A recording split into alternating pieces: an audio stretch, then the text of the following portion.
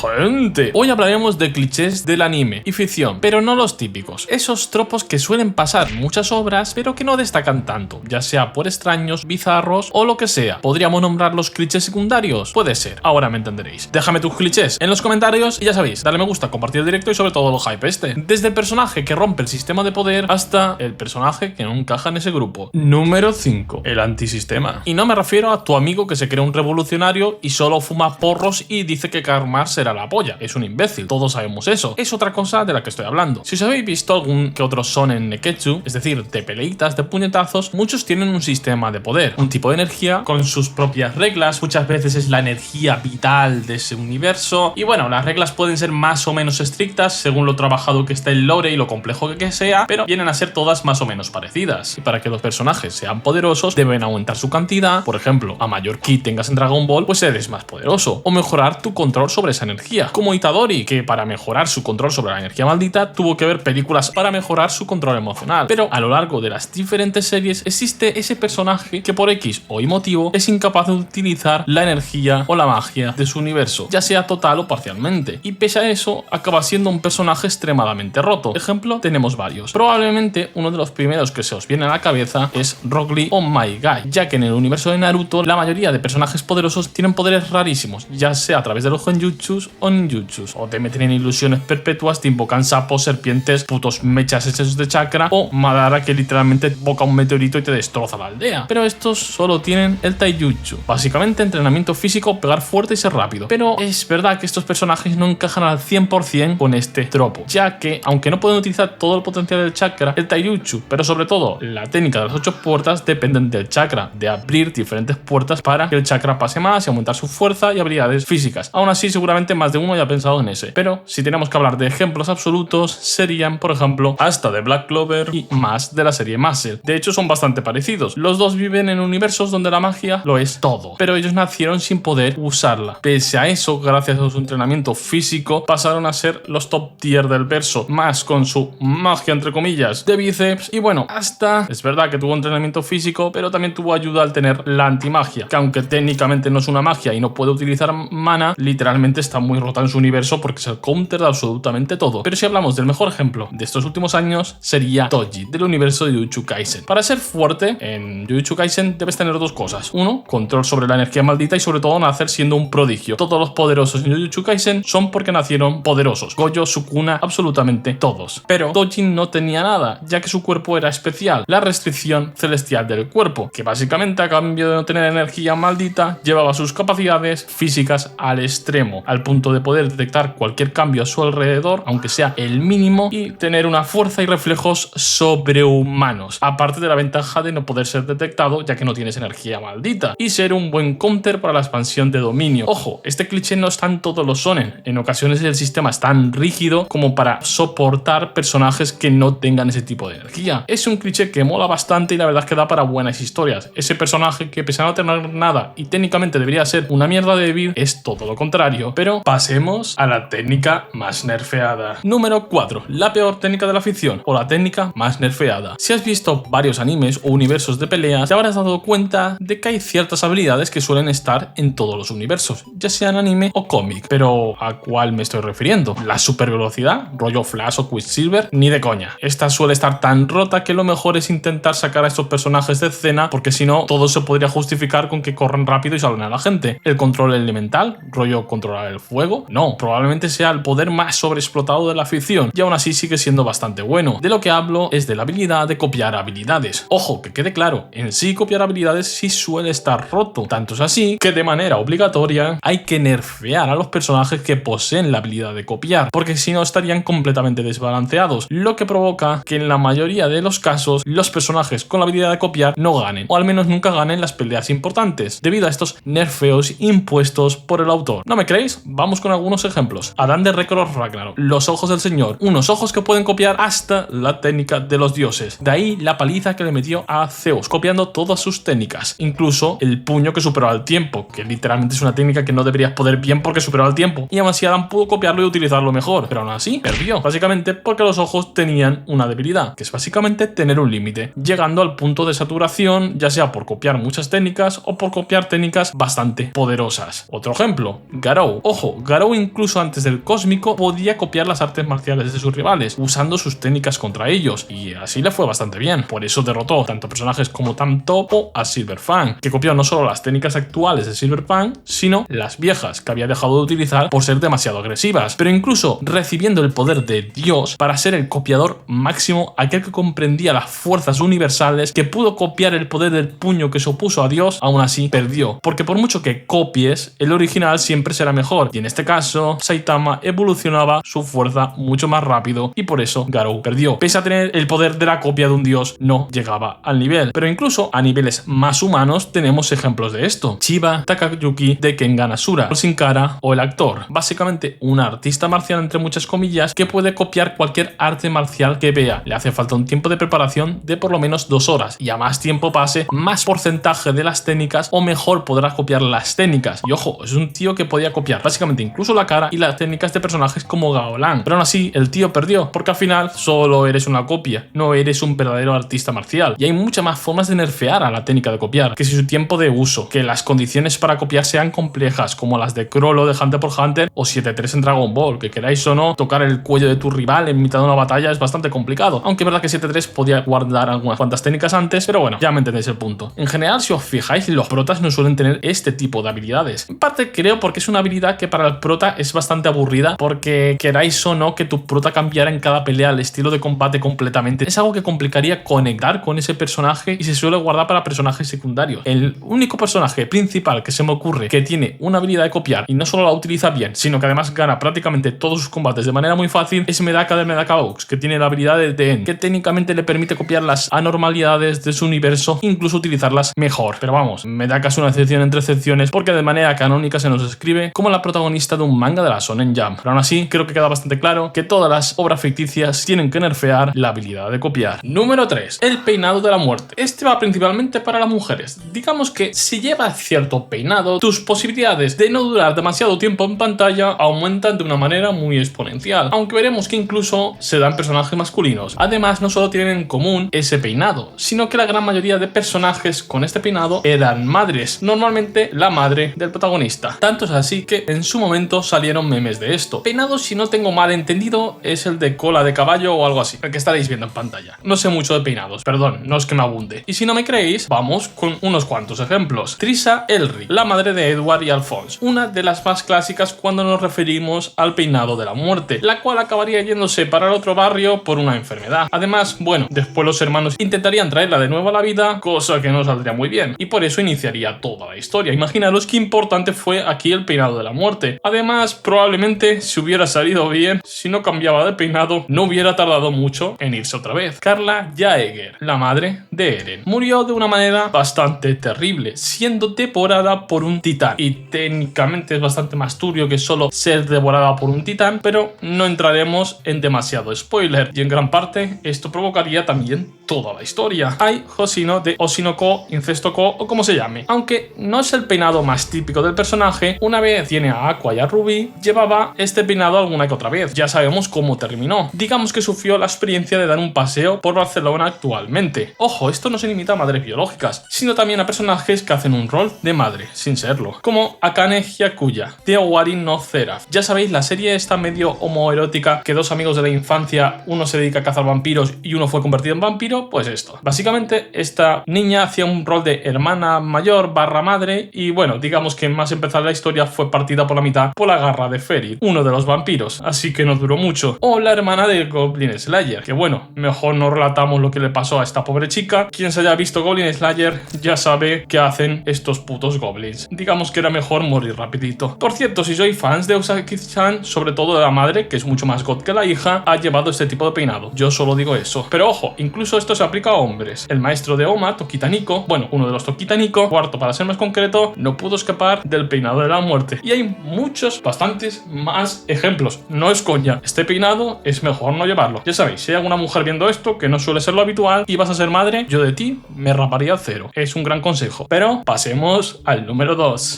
Y si te está gustando, ya sabes, dale like, sobre todo hype este, y recuerda, hay un canal secundario y una comunidad de Discord. Pásate por ahí, te encantará. Número 2. Los Isekai. En principio, iba a hablar del cliché de la misma ciudad en todos los isekais, y vamos a hablar de eso. Pero para hacer más interesante este puesto, vamos a ver varios clichés de los isekais, ver si tiene sentido que se cumplan estos estereotipos y formas de solucionarlo para que de una puta vez este género sea algo novedoso. La misma ciudad. Seguramente más de una vez habéis visto la típica imagen de que todas las ciudades de los isekais son básicamente la misma. Probablemente seas incapaz de reconocer de cuál anime es esta ciudad o esta otra. Quién sabe, una ciudad alrededor de un río, amurallada y redonda. Ahora bien, ¿esto es correcto? Pues la verdad es que sí. Quiero decir, muchas ciudades medievales reales eran así por una cuestión lógica. Estar al lado de un río te da ventajas tanto económicas para el comercio, la agricultura, el tener agua para beber, hacer pozos, todo lo que tú quieras, es mucho más sencillo así. La muralla no hace falta ni explicarla, es simplemente defensa básica. Y lo redondo tampoco. La ciudad se va expandiendo desde un centro. En un principio esa ciudad probablemente fuera un pueblecito y se fue agrandando. Es simplemente lógica básica. Ahora bien, esto tiene una fácil solución. Dejen ya de hacer putos isekais en la Edad Media europea. No sé, un isekai más basado en las estepas mongolas, imperios prehispánicos, o con una civilización basada en el Imperio Romano con sus diferentes cosas por ser otro mundo, o con geografías diferentes. En vez de estar en Europa, pues estate en unas islas, por ejemplo, del Caribe, junglas perdidas de la mano de Dios y que las ciudades sean en árboles. Podría ser muy interesante y de esa manera podría justificar ciertas costumbres sociales bastante extrañas. O un puñetero isekai futurista en vez de uno medieval como siempre. Aquí el problema no es la ciudad, sino que la fantasía y sobre todo el isekai está muy encerrado en lo medieval. Y quizá deberían mirar más al futuro o más al pasado. ¿Quién no quiere un puto isekai prehistórico? Anda, que no estaría guapo eso. Por cierto, sí que hay un manga que va más o menos sobre eso. A ver si alguno sabe el nombre, aunque no sé si se considera isekai, pero sí que de humanos que se van a la prehistoria. Los malditos rangos de los gremios. Algo que se da en todos los isekais, o prácticamente todos, es el gremio de aventureros. Es una herramienta fácil para justificar explicaciones al protagonista de cómo funciona el mundo, de saber qué tan fuerte es el prota realmente para compararlo con otros personajes, y es la excusa para que el prota viaje por todo el mundo y así se monte su harem de mierda. Es simplemente muy útil. Mi problema ya no es tanto con eso, es que la gran mayoría utiliza el mismo puto sistema de clasificación, que van del rango E o F como el más bajo hasta el S o S+.